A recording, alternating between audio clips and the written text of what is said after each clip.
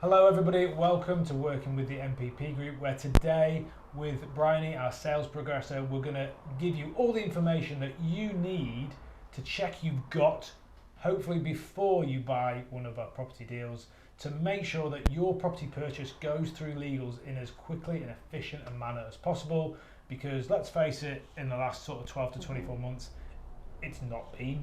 So as ever, we work on things and see how we can make things more efficient, because the process can be quite slow.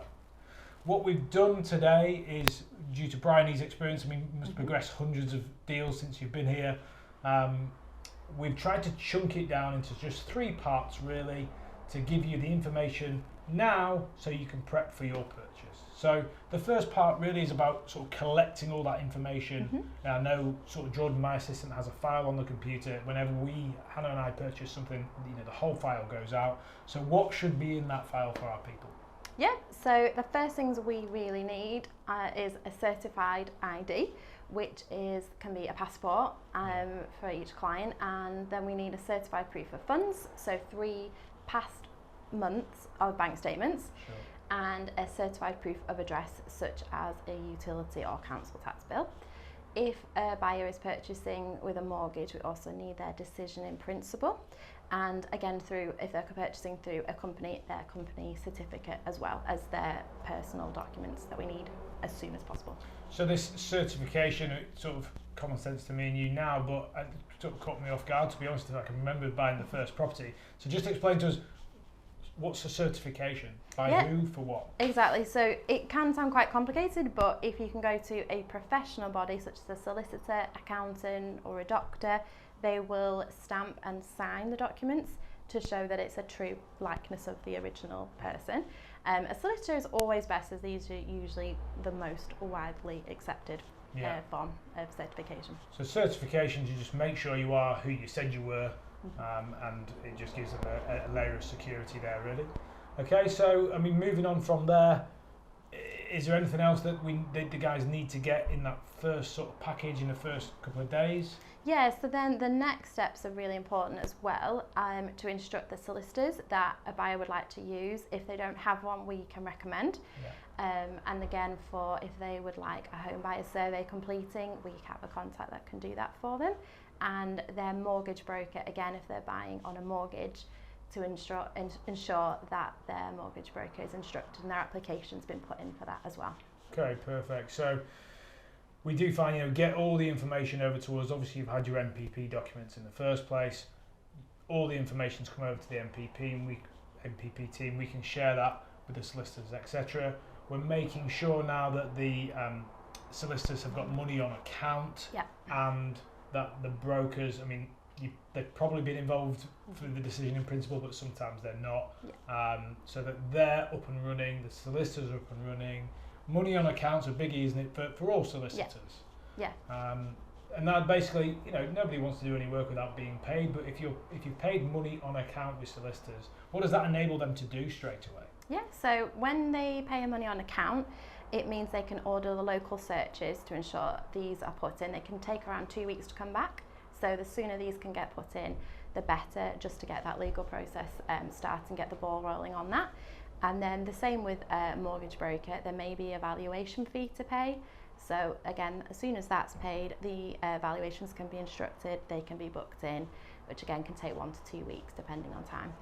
Perfect. And that, as simple as it sounds, can cause huge delays if it's not done straight away. So just to recap on the 2 parts really, we've got the information capture, all your certified documents, everything that you need to shift over to us straight away and over to your solicitor straight away. We've then got money on account with the solicitors, money on account or broker fees paid to make sure that we can push those guys to do their job and start the ball rolling.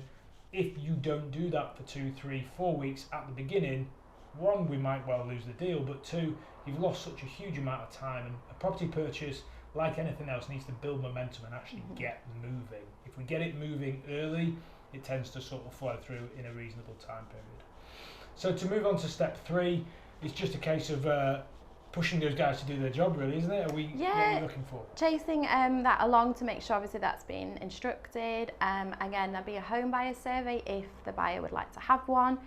making sure we put you into contact with the right surveyor, and we can recommend one if needed. And then again, chasing the mortgage valuation, making sure that's been instructed and booked in, and to find out when that is, so we can keep on track with making sure the reports are done in a timely manner as well. And I guess that's where you spend quite a lot of your time chasing up. Yeah.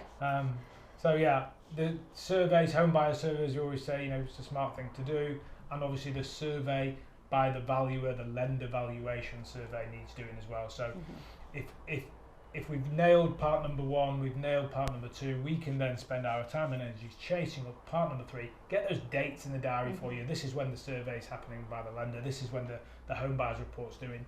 And if we get far side of those, as quickly as possible, your lending's agreed, you get your offer, and now, we're in real momentum. So thanks for that, Brian. I think that's what we've sort of honed in and said, if we can get the beginning of the journey right on purchasing property, get momentum in that sale, then everything else seems to go ahead quite nicely. If we lose momentum at the start and we don't actually get into action and we don't get any sort of momentum in the purchase, it can really drag, and we've had some pretty horrific timescales, as has everybody.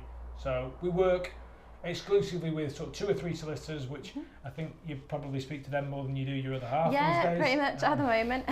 But it's good. We've got a good relationship with them now, so anything that I can do for the buyer, I can get hold of them, so it's good.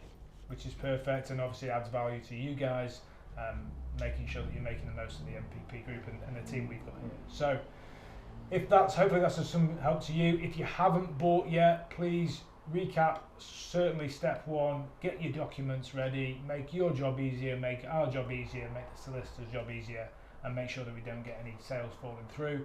Fundamentally, if you've chosen to invest, you want to get that money working as soon as possible. You want to get moving in property. 7 years in property's taught me probably only one thing: it's very slow. So you have to do everything you can to really get the ball rolling and get moving on your journey to financial freedom.